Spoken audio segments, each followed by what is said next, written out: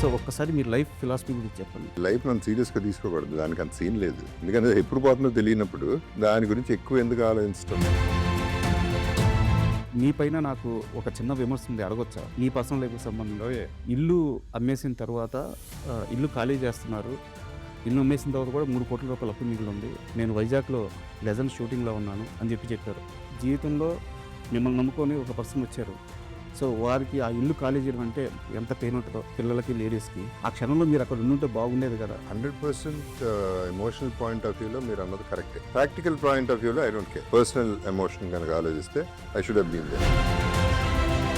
అంతపురం అప్పుడు డబ్బింగ్ చెప్తున్నాను, ఒక పక్క మా చిన్నమ్మాయికి ఎమర్జెన్సీలో ఉంది.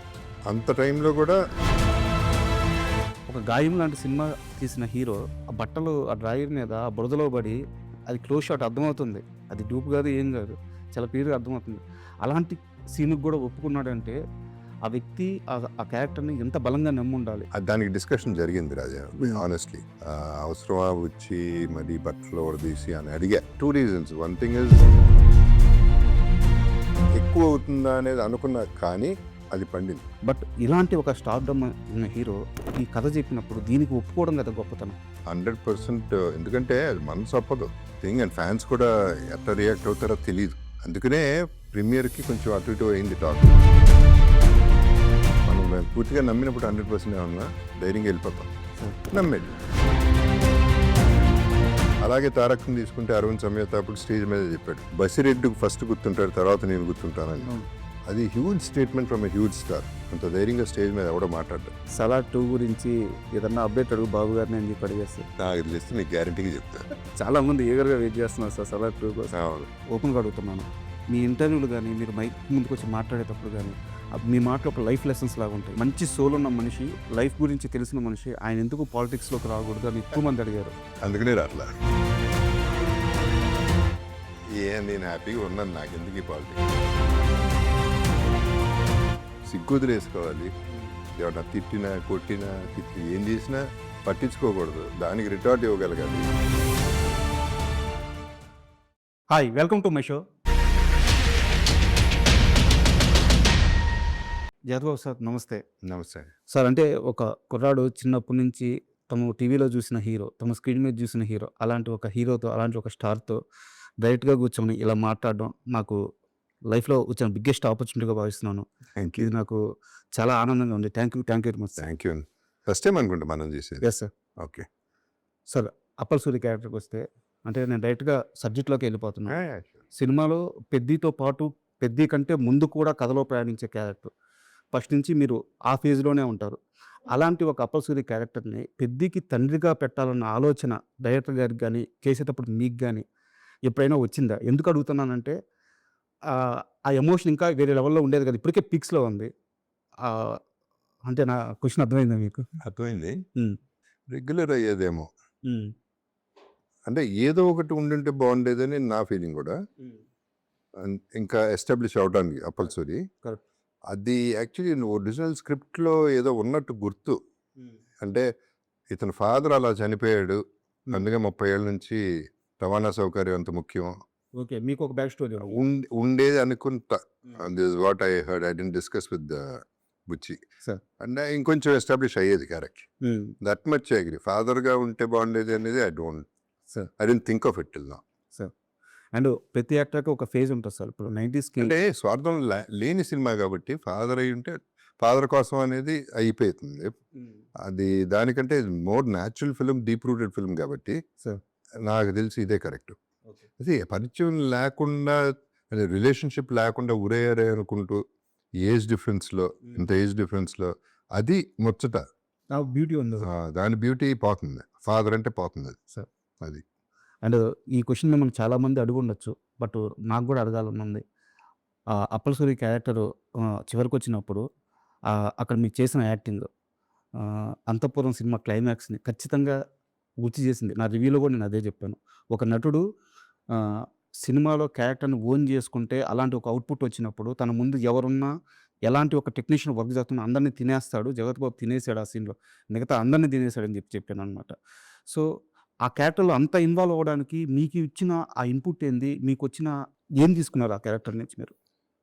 What you ask me now ఎవరు అడగల. సార్. సో అందరూ అడుగుంటారని మీరు అనుకుంటున్నారు కానీ ఆనెస్ట్గా నాకు వచ్చింది ఆ ఫీలింగ్. అంతఃపురం గుర్తొచ్చింది. సార్. ఆ టాపిక్ కూడా వచ్చినట్టుంది. అంతఃపురం మించిపోవాలి ఈ షాట్ ఓకే. అనేదే నా జెన్యున్ ఫీలింగ్ చేసినప్పుడు కూడా. ఇది ఒక చిన్న అలా స్ట్రే అయింది థాట్. బట్ అప్పల్ సూరి అనేవాడు పండాల్సిందే. అప్పల్ సూరి ఎందుకంటే ఆ లాస్ట్ మాట, ఆ చూపు, ఆ బాధ అవన్నీ కూడా has to drive the film. అక్కడి నుంచి సినిమా నడిపిస్తాయి. సో ఆ డ్రైవ్కి చాలా ఇంపార్టెంట్ అక్కడ. సార్. అంటే నిజంగా చచ్చిపోవాలి, బా. నిజంగానే అది వెళ్తే కానీ ఆ లూప్లోకి వెళ్తే కానీ అది పండదు. అది ఏమాత్రం పెసరట్టు ఇటు అయినా ఇబ్బంది. నెంబర్ 1. నెంబర్ 2, మీరు అడిగారు కాబట్టి చెప్తున్నాను, అది చేసేటప్పుడు నేను ఎంతంత మారుతున్నా, పెద్దతో మారుతున్నా, కానీ నా మనసు, నా చూపు అంతా ట్రైన్ మీద ఉంది. అది వెళ్ళిపోతుంది ఆ ట్రైన్. క్యారెక్టర్లో ఉండడం. అది నా బాధ మధ్య మధ్యలో అదే చూపిస్తున్నా. అది వెళ్ళిపోతాడేంట్రా, ఆపడేంట్రా అనేదే నా feel. Sir. I'm very happy with this question because మంచి పాయింట్ ఎత్తారు మీరు. మీ ఐడెంటిటీ అంటే మీరేం చెప్తారు? అంటే మాకు జగపతి బాబు అంటే ఒక పెద్ద సూపర్ స్టార్, ఒక పెద్ద హీరో, రాజేంద్ర ప్రసాద్ గారి సన్ను. సో ఇలాంటి ఐడెంటిటీ మాకుంది. సో మీ దృష్టిలో మీ ఐడెంటిటీ అంటే ఏంటి? నా ఐడెంటిటీ ఐఎమ్ యాక్టర్ అండి, అంతే. అంతే.